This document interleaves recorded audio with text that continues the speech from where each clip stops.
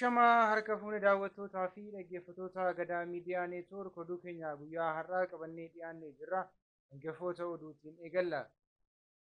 Godina Arsii Bahaa Aanaa Zuwaay Dugdaa fi Heexosaa keessatti waraanni bilisummaa Oromoo waraana Bilxiginnaa haleeluu beeksise. Qabsoo Oromootti falaxaa guuruun mooraa qabsoo bilisummaa Oromoo diiguun dhaabbachuu qabaa jechuun ABO'n ijoo dubbii baase.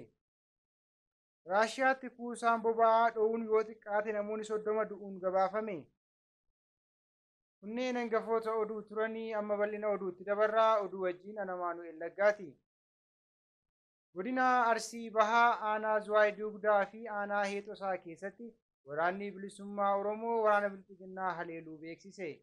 Guyyaa dheengaddaa gaafa hagayyaa 14 bara 2023 waraanni bilisummaa Oromoo zoonii kibba bahaa Cibraan Jaalladhii Gammadaa godina Arsii Bahaa Aanaa Zuwaay Dugdaa ganda Ulaa Arbaa fi ganda Odaa akkasumas Aanaa Heexosaa ganda Aanoleetti lola guyyaa guutuu ganama sa'a 2 irraa kaasee iddoo 3tti waraana Bilxiginnaa irratti geggeesseen walumaa galatti loltoota sirnichaa 100 ajjeesuun 145 ol ammoo madoo taasisuun ibsameera. Kana malees loltoota Bilxiginnaa 2 meeshaa waliin fayyaatti booji'eera. Waraana Bilxiginnaa ajjeefaman keessa ajajaan 1,000 fi ajajaan 100 akka argaman odeessi arganne ifoomseera. Waraanni bilisummaa Oromoo tarkaanfii fudhate kanaan injifannoo olaanaa argachuu isaa yoo ibsu haga oduu kana qindeessinetti gama mootummaa paartii Bilxiginnaatiin wanti jedhame hin jiru. Qabsoo bilisummaa Oromootti falaxaa guuruun mooraa qabsoo bilisummaa Oromoo diiguun dhaabbachuu qabaa jechuun addi bilisummaa Oromoo ijoo dubbii baase.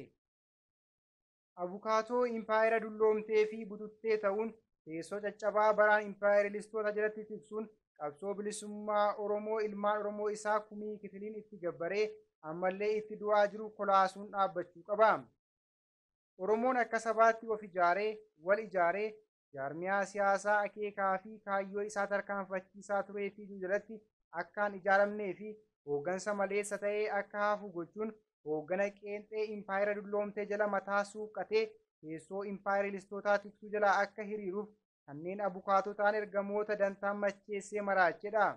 Kanneen baraan mooraa qabsoo bilisummaa Oromoo diiguun qabsoo Oromoo rarraga bilisummaa fi walabummaa irra gahe galii isaa hanqisuun injifannoo uummanni dhiigaa fi lafee ilmaan isaa itti gabbare gatachiisan dantoota mooraa qabsoo bilisummaa Oromoo ayyaan laallattoota dantaaf jiraatan warra miidhamanii fi mirga dhabuun uummata Oromoo homaa isaan ittiin fakkaannedha. Dhiiga ilmaan hiyyeessaa irraan tarkaanfatanii baraan mooraa qabsoo bilisummaa Oromoo hongeessaa mooraa impaayera Itoophiyaa gabbisuuf jecha hiriirri siyaasaa isaan bixxiluun dhalchaa oolan baabura qabsoo Oromoo fudhatee qileetti dhidhimuun qabsoo Oromoo of duubatti harkisee akeeka diinaa galiin gahe malee qabsoo Oromoo taakkuu tokko hin tarkaanfachiifne. Addi bilisummaa Oromoo ABO'n ayyaan laallattoota, dantoota, walwaallota impaayera Itoophiyaa jala mataa suuqqatanii afaanii waan jibbisa impaayeretti qaban fakkaachuun dantaa fedhan qofaaf jecha mooraa qabsoo bilisummaa Oromoo diiganii qabsoo Oromoo kolaasan jajjabeessee balaaleffata dura dhaabbata. Uummanni keenya bakka jirutti fi akka itti jirutti of dagatuun isarra hin jiraatu. Abcollonni dantaaf jiraatan abukaatota impaayera Itoophiyaa ta'uun waan qabsoo Oromoof dhimman fakkaatanii sobaa fi sossobaan Oromoo tapha siyaasaan ala baasanii mooraa qabsoo bilisummaa Oromoo hongeessuun baraan uummanni keenya akka wanjoo garbummaa jala boquu walii hin qabanne godhan irratti dammaquun ofirraa qolachuu qaba. Impaayerri Itoophiyaa da'oo fi dahannoo garboonfattootaa taate kun haga Oromoon haqummaa isii hin bariinitti biyya taatee hin jiraattu. Biyyees taatee lafarraa hin baddu. Ajandaa impaayeraa jiraachisuu ofitti fudhatanii kanneen tarkaanfachiisan ammoo afcolloota abukaatota Itoophiyaa kanneen baraan ajandaa uummata bal'aa garboomsu bixxiluun Oromoon hiriira siyaasaa akkanaa fi akkasii jalatti masakamuu qabaan carraa argatan cufatti fayyadamanii lallabaa oolanidha. Lolli dhaabbataan istiraateejikaal war Oromiyaatti waggoota 5 dura eegale qe'ee fi qabeenya daaressee lubbuu lammiilee Oromiyaa akka baalaatti harcaasee kaaba impaayeritti tarkaanfachuun waggoota 2 naannicha daaresse.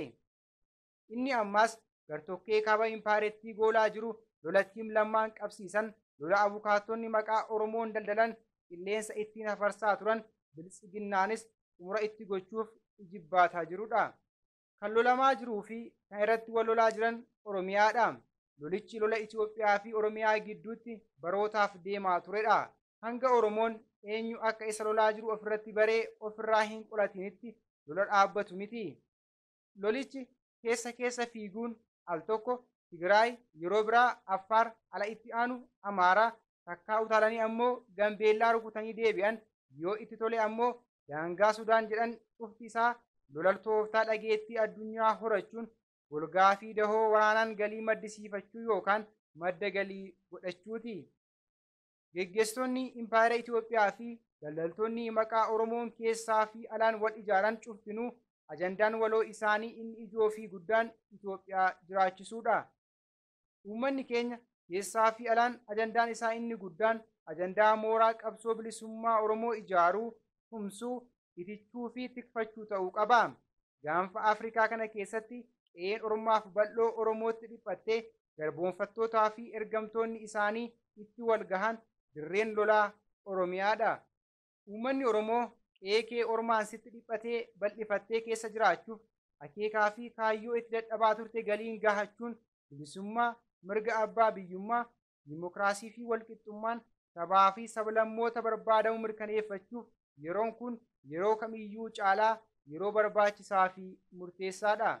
Waan ta'eef uummanni keenya dammaqinaan quba wal qabaatee afaan faajjii fi burjaajii ergamtoota diinaa irraa fagaachuun qe'ee isaa tikfachuu qaba. Kanneen ergamni isaanii Itoophiyaa kufte lafaa kaasuu ta'ee fi qabsoo Oromoo laamshessuu irratti fuulleffatan maqaa Oromoo dhahataa dhiiga ilmaan hiyyeessaa irra tarkaanfatanii baraan mooraa qabsoo bilisummaa Oromoo hongeessaa mooraa impaayera Itoophiyaa gabbisuuf jecha hiriira siyaasaa jechuun afaan faajjii uumaa oolan cufti isaanii baabura qabsoo Oromoo geessanii qileetti dhidhimsanii qabsoo Oromoo of duubatti harkisuun akeeka diinaa galiin gahan malee qabsoo Oromoo taakkuu tokkollee hin tarkaanfachiifne. Kanaaf jarri kunneen warra qabsoo Oromootti falaxaa guuruun mooraa qabsoo bilisummaa Oromoo diigan ta'uu baruun uummanni keenya dammaqinaan irraa akka of tiksu jajjabeessinee dhaamna jechuun ijoo dubbii guyyaa har'aa hagayya 16 bara 2023 baaseen addi bilisummaa Oromoo ibseera. Raashiyaatti kuusaan boba'aa dho'uun yoo xiqqaate namoonni 30 du'uun gabaafame. Kibba Raashiyaatti kuusaan boba'aa dho'uun yoo xiqqaate lubbuu namoota 30 galaafateera. Dho'iinsi kun magaalaa naannoo kan taate Makaachikaalaa keessatti mudate. Balaa magaalaa handaara galaanaa taate kana keessatti mudateen kanneen du'an irrattis hedduun madaa'aniiru. Sababni balaa kanaa haga yoonaa hin beekamne. Suuraarraa akka mul'atutti aarri labooba abiddaa samiitti ol ka'uun dukkaneesseera. Lubbuu baraartonni 260 ta'an bakka balaan kun mudatetti bobbaafamaniiru. Namoota garmalee miidhaman xiyyaaraan gara magaalaa Mooskootti geessaa jiraachuu ministeerri dhimma balaa tasaa Raashiyaa ibseera. Maddi oduu Raashiyaa Interfax News Agency jedhamu dooktaroota wabeeffachuun akka gabaasetti namoota du'an keessaa 3 daa'immanii. Akka miidiyaan kun gabaasetti balaan abiddaa dho'iinsa kanaan uumame lafa kaaree 600 caalu waliin ga'eera. Sababa kanaan kuusaawwan boba'aa biroo naannawaa sana jiran keessattis balaan dho'iinsaa mudachuu mala sodaan jedhu jira. Namni taatee kana ijaan arge gaazexaa Raashiyaa Investiyaa jedhamutti hime tokko abiddi jalqabaa konkolaataa fuullee buufata boba'aa kana dhaabatee jiru irraa ka'ee jedhe. Erga buufati boba'aa kun dho'ee booda homaa nuti mul'achuu hin dandeenye wanti hundinuu irratti kukkufuu eegalee jedha. Koreen qorattootaa Raashiyaa balaan abiddaa kun wayita konkolaataan suphamaa ture ka'uu fi isa booda dho'iinsi guddaan mudachuu ibse. Sababa balaan kun akka mudate taasise qorachuu akka eegales ibseera. Kibba Raashiyaatti kan argamtu Riippaabilika Daagestaa bulchiinsa Raashiyaa 83 keessaa tokko. Magaalaan Makaachikaalaa ammoo Mooskoo irraa kiiloomeetira 1600 fagaatti.